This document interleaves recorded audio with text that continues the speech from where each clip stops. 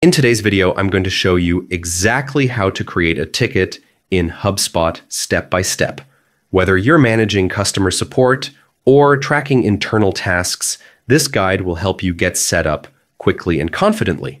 First, log into your HubSpot account. If you're not logged in yet, head over to the HubSpot homepage and click the login button at the top right corner. Once you're inside, you'll land on your HubSpot dashboard, the central hub for all your tools. From here, look at the top navigation bar and find Service. Under Service, click on Tickets. This is where all your existing tickets live. Now, to create a new one, click the orange Create Ticket button. A form will pop up where you can enter the ticket name, choose the pipeline and status, and assign the ticket to a team member. You can also connect it to a contact or company so everything stays organized in one place. Once you've filled out the details, hit Create. And that's it. You've successfully added a new ticket in HubSpot. Keep using tickets to streamline communication, track issues, and make sure nothing falls through the cracks.